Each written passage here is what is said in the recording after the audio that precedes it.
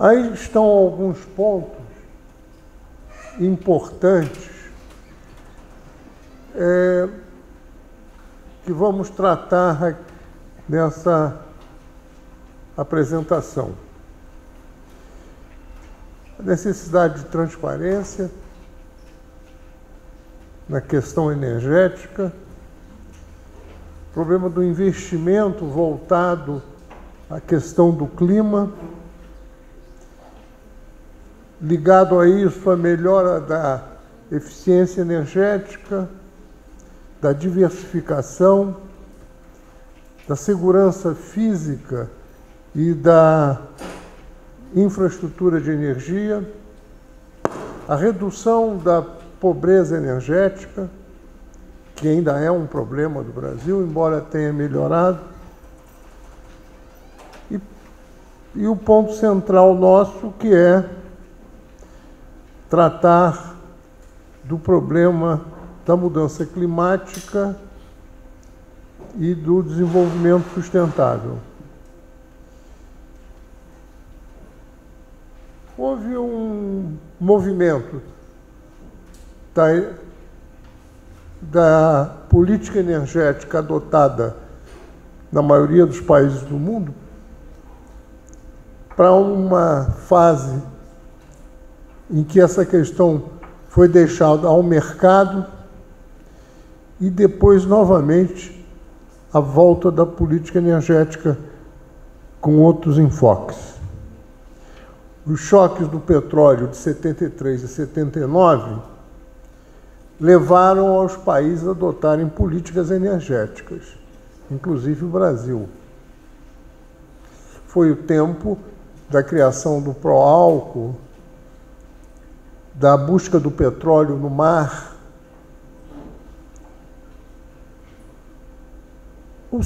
A segunda metade da década de 80, o preço do petróleo caiu e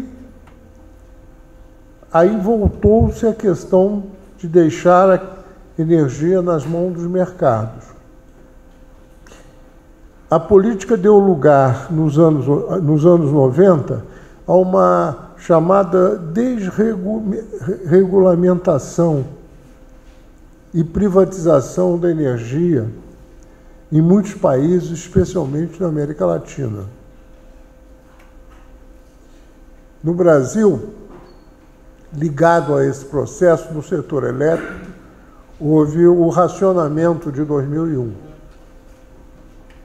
porque o Estado se retirou do investimento de expansão e o setor privado se restringiu à compra de ativos existentes e não de expansão. A crise de 2001 foi isso. Naturalmente, coadjuvada pela variação pluviométrica negativa. Os anos 2000 assistiram a uma mudança nessa situação, com a volta à política energética de diferentes maneiras e graus, incluindo a intervenção do Estado em muitos países da América Latina. Nos dias presentes, no Brasil, nós retornamos à política denominada neoliberal.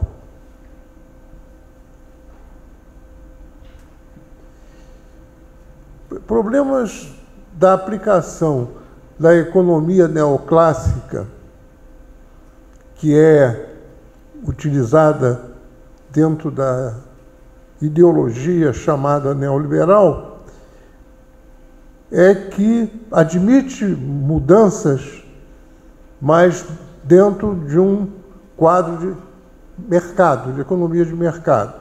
Exemplo, taxa de carbono, o Mecanismo de Desenvolvimento Limpo, CDM, as Joint Implementation, o comércio de carbono, que tiveram um efeito relativo no controle das emissões, As diretrizes são para a competição, não há mudanças concretas institucionais.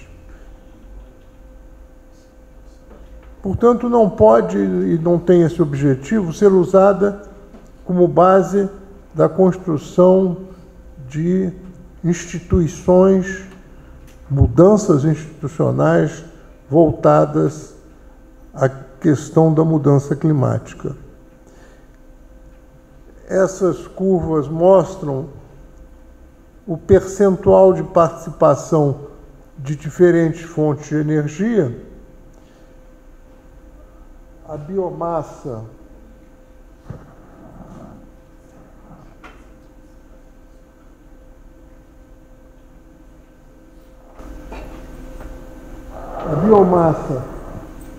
tem, ao longo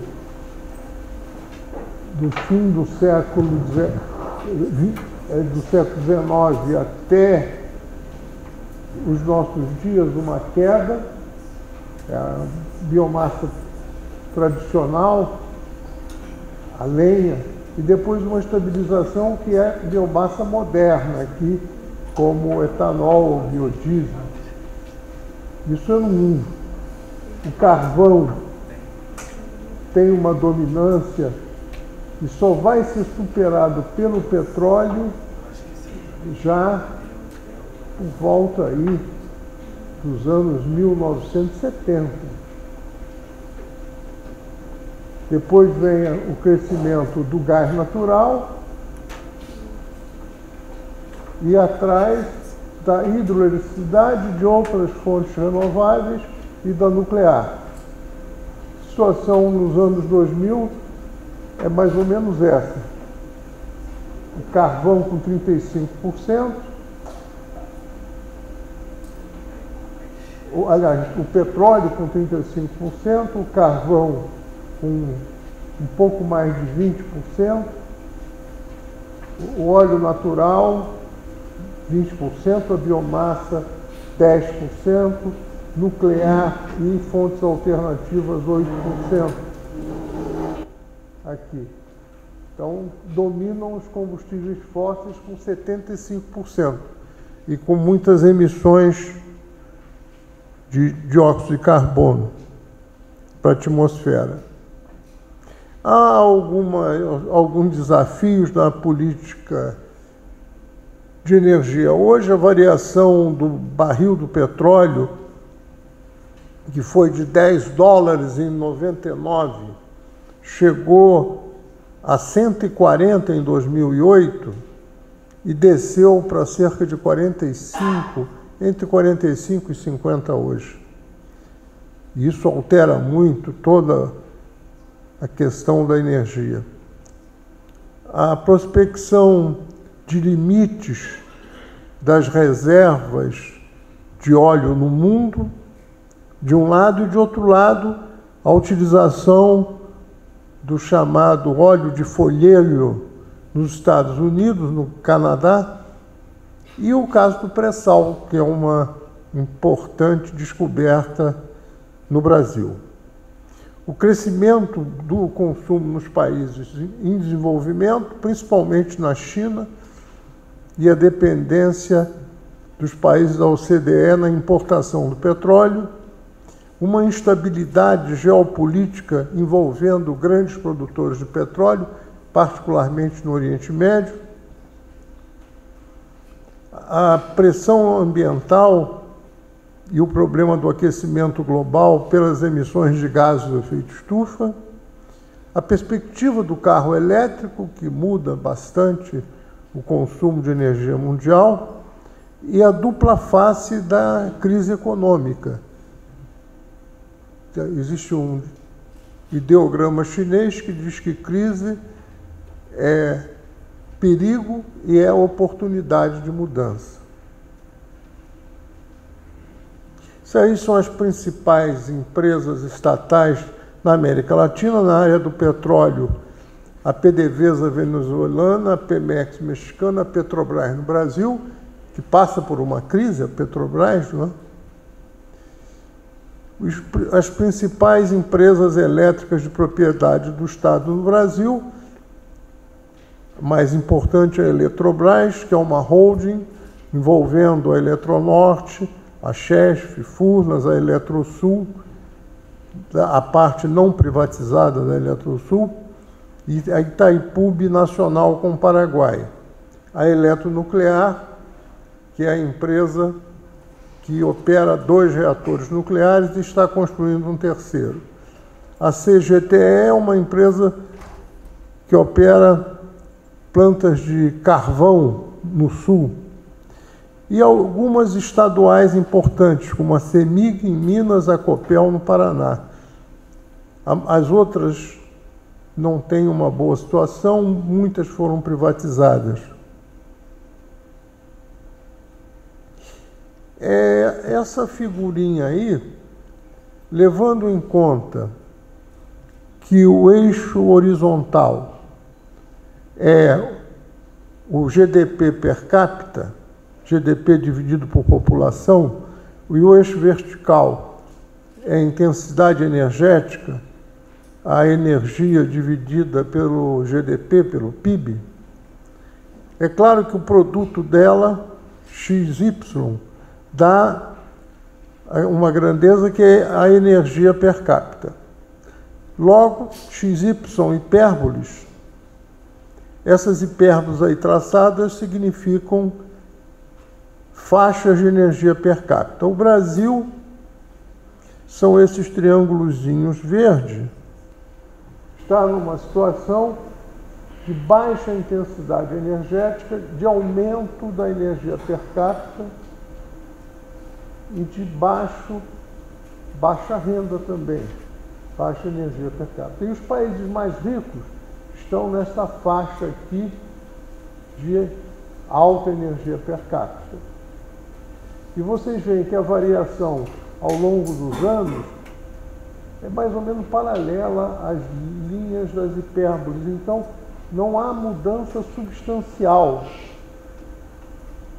nessa energia per capita nos países ricos, e trajetória paralela às hipérboles, e há mudanças, aumento de energia per capita nos países pobres, como é o caso do Brasil.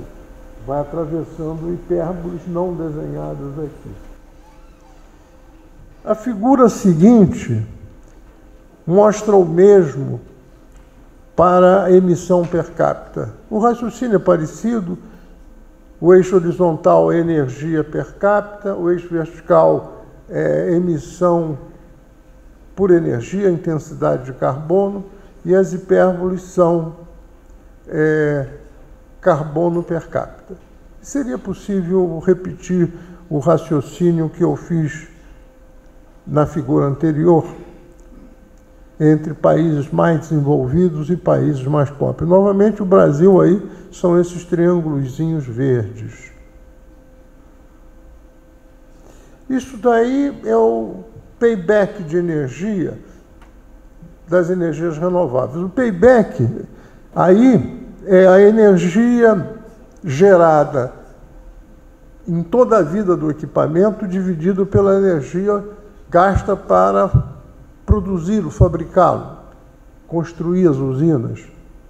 A gente vê um payback pequeno na solar, na biomassa, maior na eólica e muito maior na hidroelétrica. Sendo que a hidroelétrica varia um pouco se ela for fio d'água, como são as novas hidrelétricas brasileiras, Belo Monte, Rio Madeira,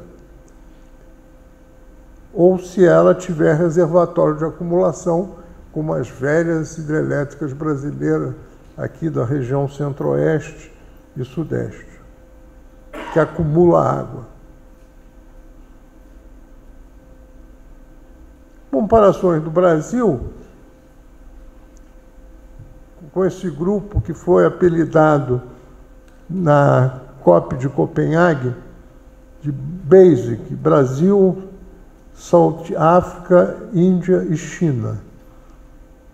Saltam aos olhos, não há novidade. Nós vemos o tamanho das populações sendo as populações da Índia e da China muito grandes. A intensidade energética é pequena no Brasil, como eu mostrei naquelas figuras, é alta na África do Sul, média na Índia e muito alta na China. O uso de combustíveis fósseis é baixo no Brasil, é alto na África do Sul e na China, e é médio na Índia, entre esses dois. A percentagem do crescimento no ano de 2009 é negativa no Brasil e na África do Sul. Em 2009 o Brasil já enfrentava uma crise, e é positiva e elevada, 7,4% na Índia e 9,1% na China, países que crescem em velocidade muito grande hoje. A percentagem da população com menos de $2 por dia, aí a pior situação é a da Índia. O Brasil tem a melhor situação aí em termos de percentuais de população muito pobre. Quanto ao consumo energético desse grupo, a África do Sul consome muito combustível fóssil e muito carvão, a China também, a Índia um pouco menos de carvão, mas também muito alto, e o Brasil consome bem menos do que os outros combustível fóssil e pouquíssimo carvão, restrito a algumas termoelétricas do sul do país e atividades siderúrgicas. O mapa do Brasil mostrando algumas características, a localização de algumas importantes hidrelétricas, da produção de álcool, da produção de petróleo offshore no litoral, e uma observação de que dezenas de milhões de brasileiros, no intervalo aí dos últimos 10, 15 anos, saíram da pobreza e penetraram na economia de mercado. Isso é um fato conhecido. Aí as formas de energia utilizadas no Brasil, com as suas utilizações. Em cima estão os combustíveis fósseis,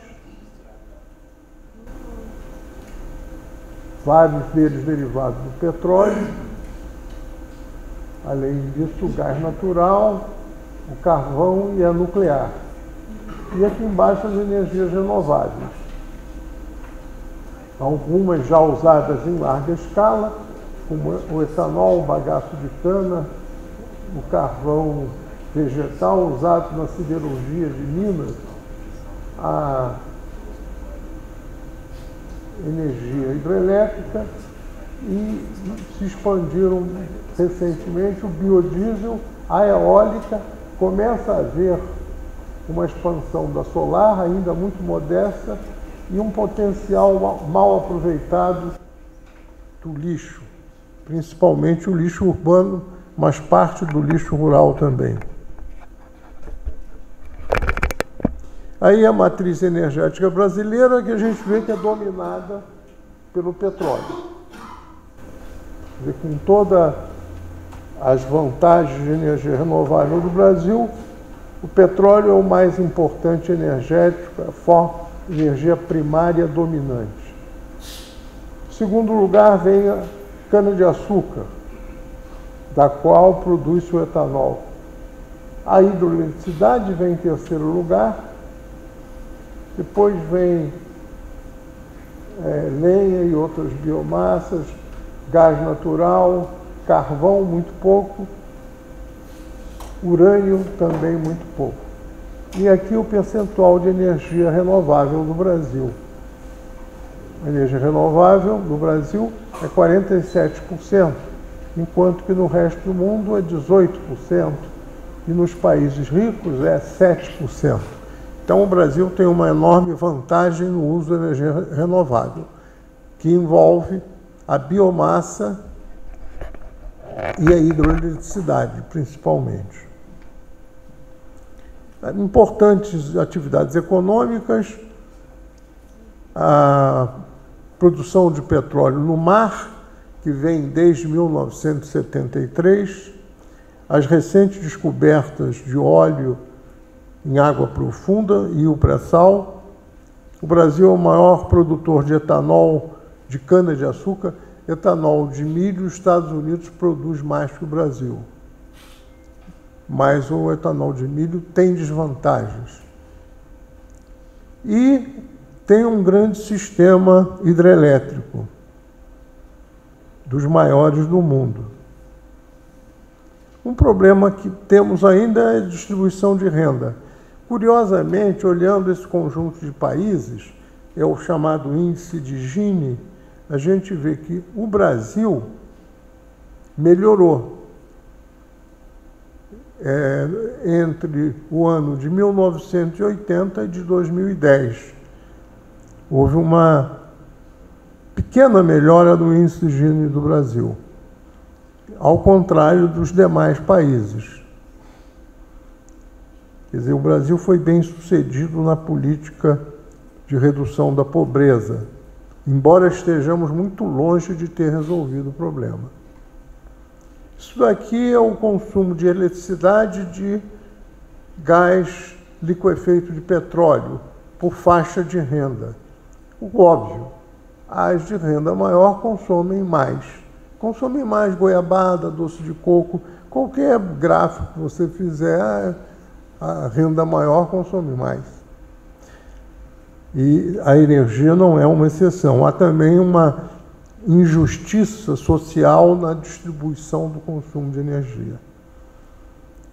A exclusão elétrica, nós tínhamos 12 milhões de pessoas sem eletricidade há cerca de 10 anos atrás, e esse programa,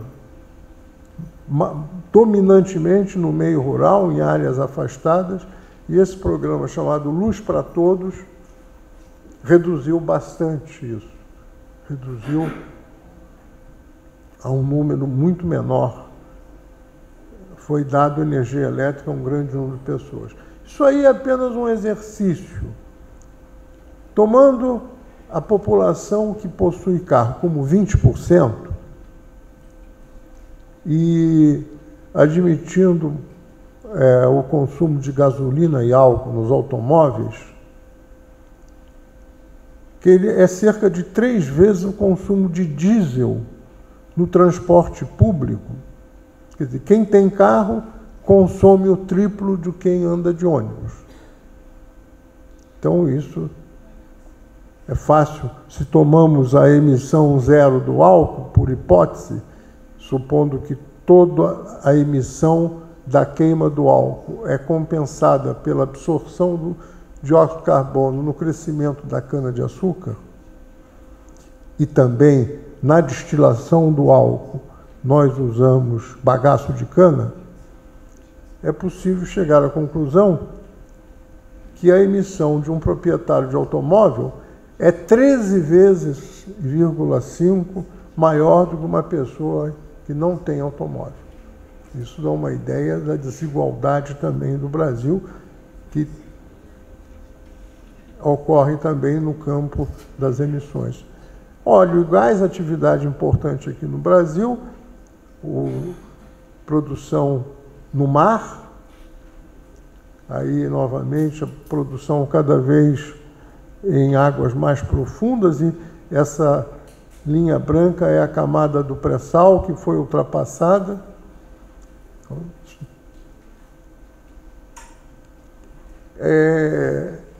Essas reservas brasileiras cresceram de 14 bilhões de barris para algo que fica entre 30 e 80 bilhões de barris, dependendo da avaliação que se faça da reserva no fundo do mar, de petróleo. Aí estão os poços principais, na área em torno do Rio de Janeiro, São Paulo, Espírito Santo. A mesma coisa de outro modo. O tipo de equipamento, a tecnologia, a Petrobras se tornou uma empresa de tecnologia capaz de desenhar os equipamentos para a busca do petróleo no mar, que é uma atividade bastante complexa.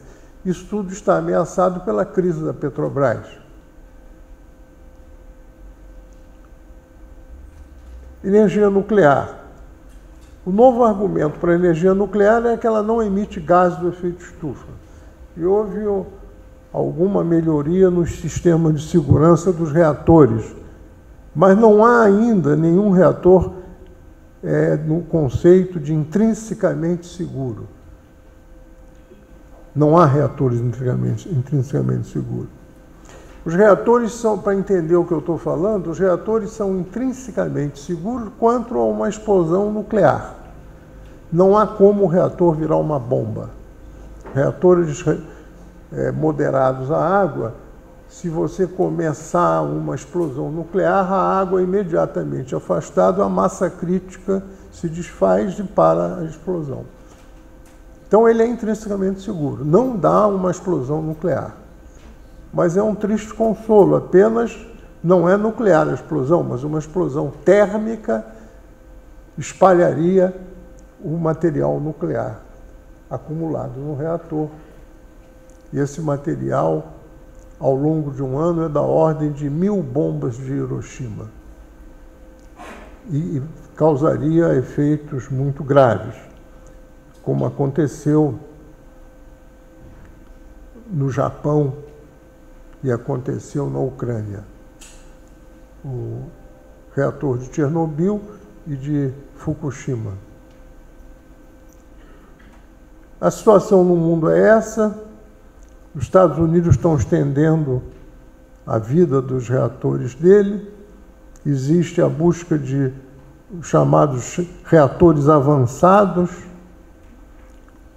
O Japão sofre os efeitos do acidente de Fukushima, interrompeu a construção de reatores. A Coreia e a China têm programas de construção de reatores. Aqui na América do Sul, América Latina, melhor dizendo, temos 2 reatores no Brasil, 2 na Argentina, bem menores, 1 no México.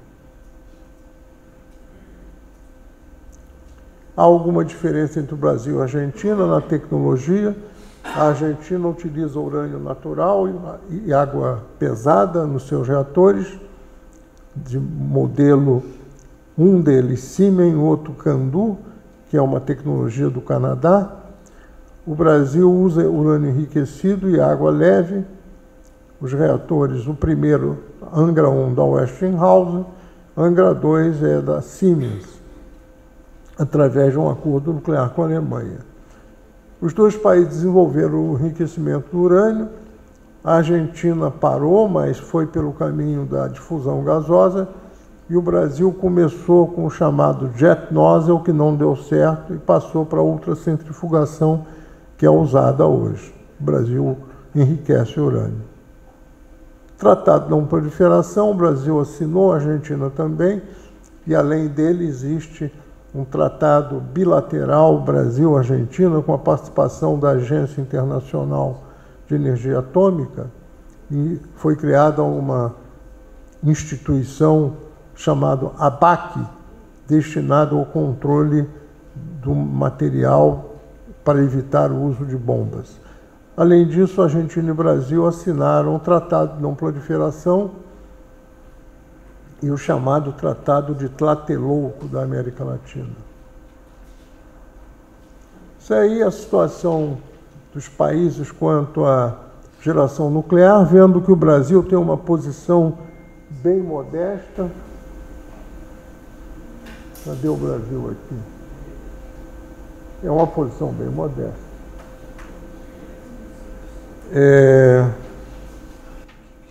Aí são os reatores no mundo, e mostra-se aí o efeito de Fukushima.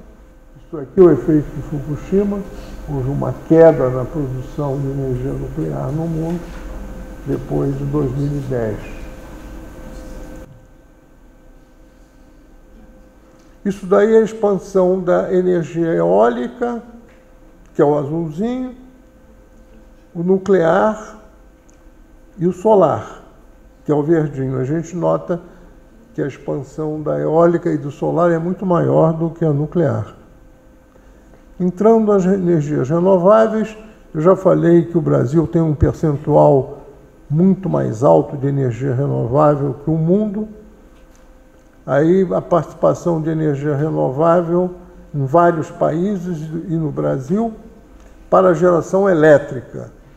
Para a geração elétrica, a nossa utilização de energia renovável chega a 89%,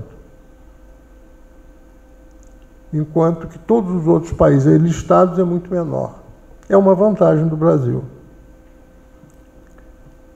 E há a intenção de expandir a participação da energia renovável, colocando aí em 2023, o ano 2023 é o ano da meta do Acordo de Paris.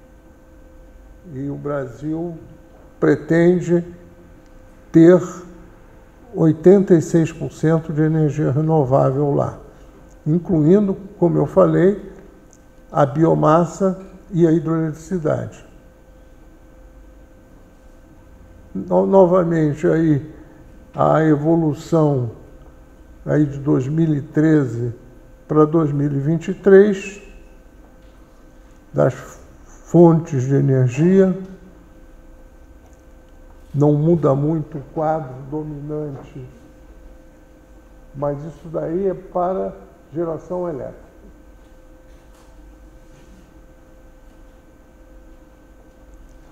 Problemas presentes a serem resolvidos. Há um movimento da hidroeletricidade para a termoeletricidade. Já que nós não fazemos mais reservatórios, nós temos de complementar a energia hidrelétrica. E com isso temos cada vez mais gerado energia termoelétrica, apesar de ser dominante a hidrelétrica. E há um outro problema. As novas plantas são fio d'água. E há um grande debate, uma discussão muito severa contra as grandes hidrelétricas. Isso daí problemas a serem resolvidos.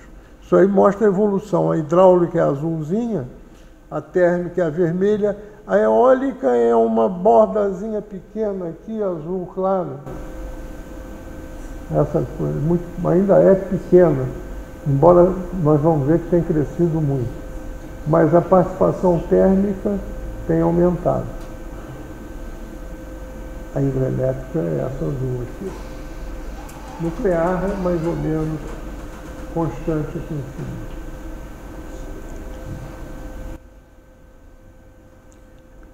Problemas da hidroeletricidade, as questões ambientais, os movimentos contra as barragens, a pressão para abandonar a hidroeletricidade e a necessidade de planejar plantas térmicas de complementação. Energia hidroelétrica.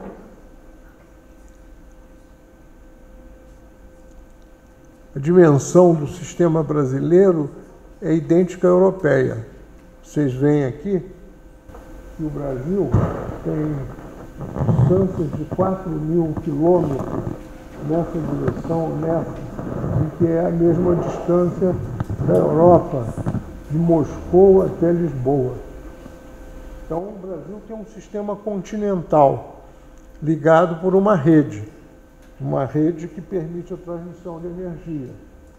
Sendo que essa rede, embora recentemente tenha se expandido aqui no norte, ainda é um vazio muito grande. Aqui é a área dos chamados sistemas isolados, que não são atendidos pela rede. É uma área de potencial utilização de energias alternativas. Essas duas figurinhas mostram a situação do Brasil. Uma delas dá a percentagem de hidroeletricidade economicamente possível em potencial. A gente nota que o Brasil fica num lugar modesto. Depois da Noruega, do Japão, do Canadá, dos Estados Unidos. sem colocar o Paraguai. Se botasse o Paraguai estava lá no teto, porque o Paraguai tem muito mais energia do que utiliza, por causa de Itaipu com o Brasil e Yacyretá com a Argentina, sendo Itaipu bem maior do que Yacyretá.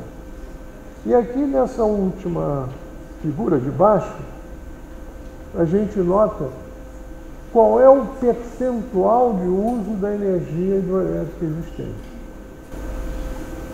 Então aí o Brasil fica numa posição apenas após a Noruega. Quer dizer, o Brasil, a participação da energia hidrelétrica na geração elétrica é muito grande.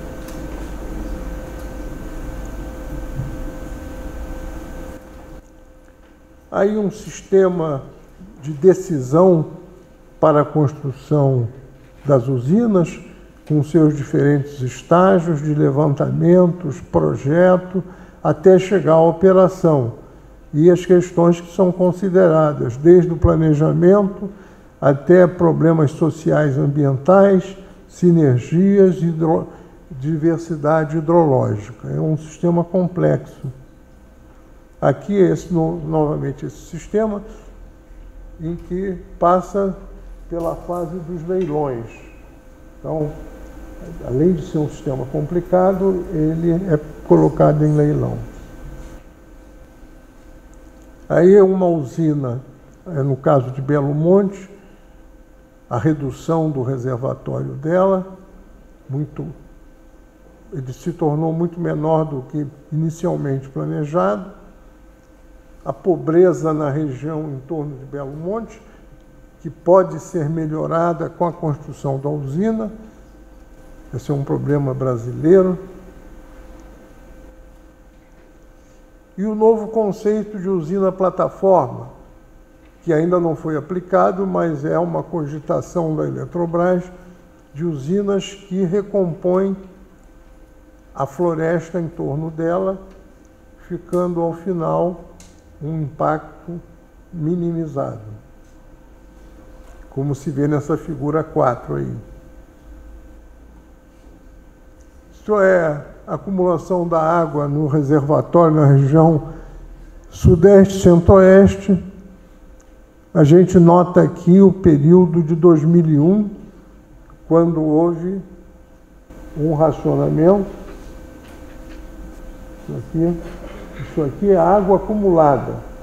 Não é apenas a chuva que influenciou aqui, mas também a falta de investimento para expandir o sistema. Aqui é uma coisa interessante. As mudanças na pluviometria mundial. A gente nota que atinge aqui essa região do Brasil.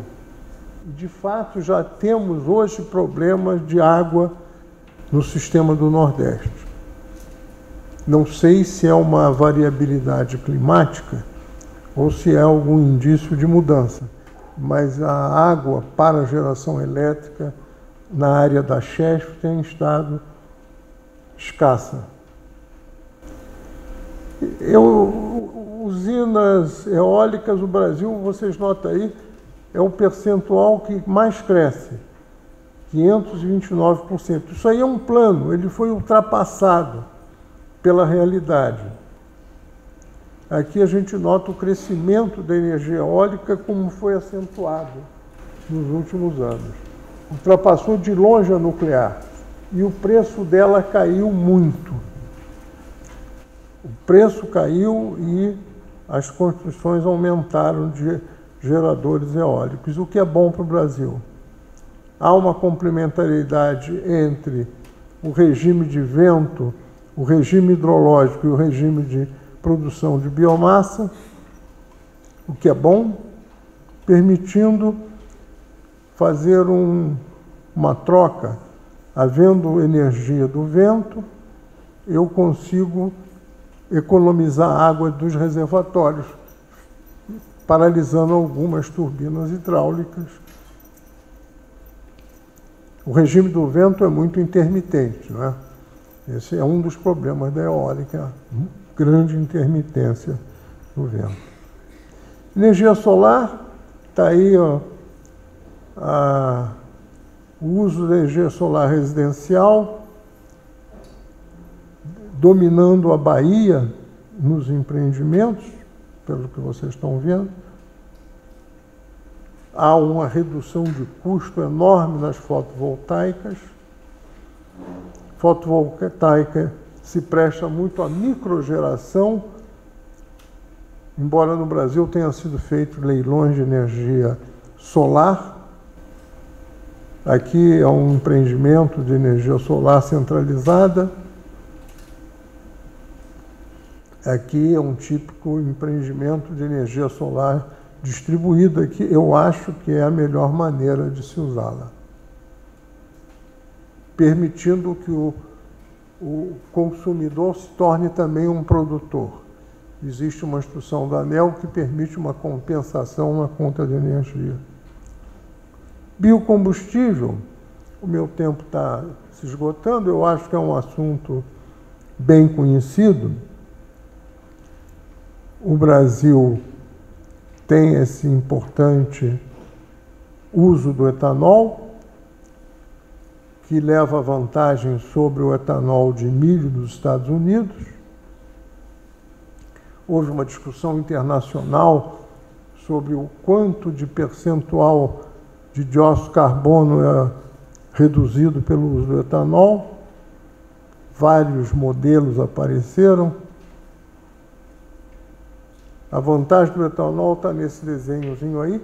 Na produção do etanol, no caso do milho, a gente usa o bagaço. O bagaço move a indústria e ainda produz um excedente para a rede. Você pode vender energia elétrica para a rede. Isso é muito pouco aproveitado. O Brasil podia usar muito melhor o seu bagaço. Aqui, no caso do milho, não existe isso. O milho consome combustível fóssil para fazer a produção do etanol, aí com emissões de gás do efeito estufa. Isso é detalhado nessas figuras. Uma coisa que não ocorre é contribuição da produção do etanol para o desmatamento da Amazônia. Isso ocorre com o soja, que é usado no biodiesel, não com etanol. A produção do etanol utiliza apenas metade dessa. A produção de cana-de-açúcar é da ordem de 7 milhões de hectares. Mais ou menos 4 milhões, um pouco mais da metade, é dedicado ao etanol. Enquanto que o soja são 23 milhões de hectares. Se botar o pasto para gado, é da ordem de 177 milhões de hectares. Então, a parcela de terra usada para a produção do etanol é relativamente pequena no Brasil. Não é, isso é uma polêmica internacional, uma discussão que tem rendido muito.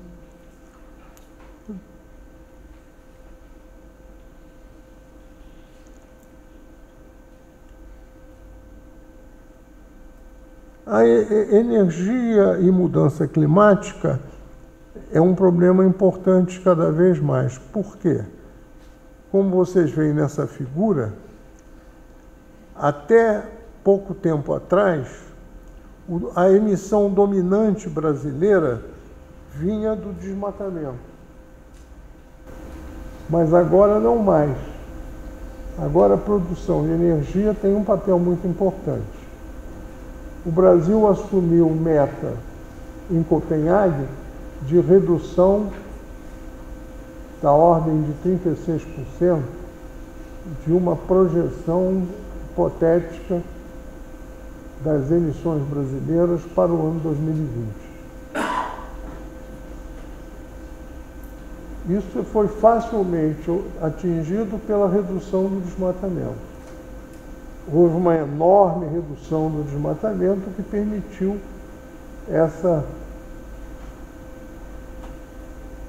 chegar a essa meta. Nós deveremos chegar a 2020 cumprindo essa meta. Mas agora, pelo Acordo de Paris, nós temos novas metas para 2025, 2030. E com essas condições aqui de exclusão da hidroeletricidade nessa redução aqui de emissão. Agora, há um buraco entre 2012 e 2023. 2020, aliás. Porque o Acordo de Paris vigora a partir de 2020.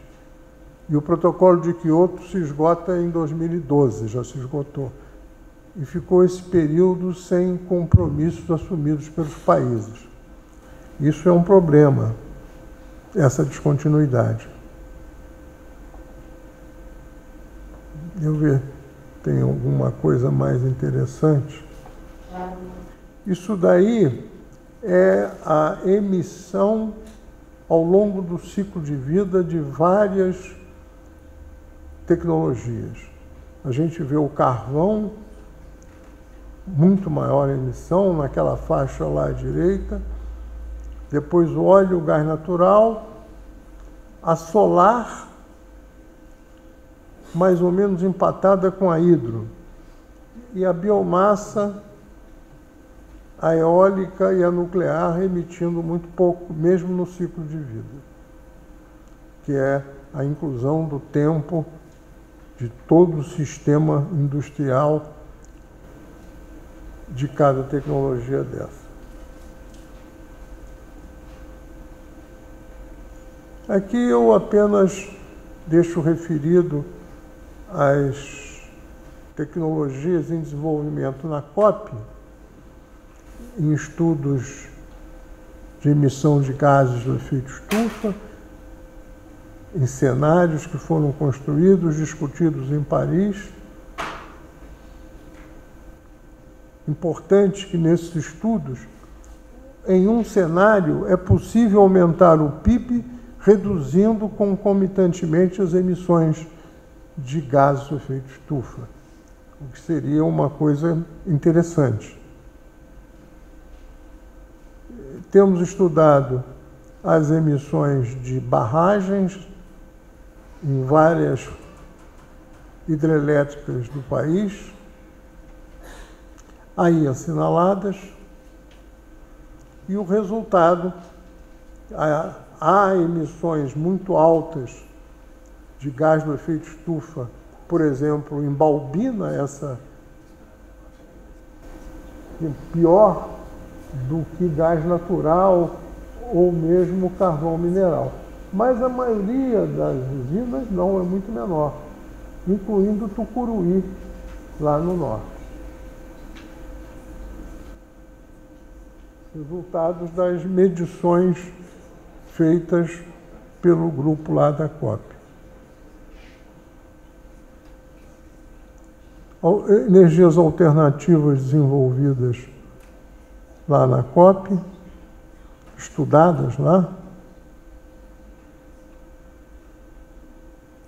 Uma delas é o etanol de diferenciação, que a gente desenvolve junto com o grupo do Instituto de Química da professora Elba Bon. Esse ônibus a hidrogênio que foi usado como demonstração na Olimpíada para transportar atletas, esse trem que funciona lá entre dois prédios da COP e de levitação magnética. É um trem urbano de levitação magnética. Uma cooperação importante com a China na produção de biodiesel com enzimas. Saiu uma visita do Lula no laboratório, ainda no tempo que ele tinha cabelos pretos. Concreto ecológico, foi desenvolvido para evitar a emissão de gases. Uma usina de produção de energia do lixo.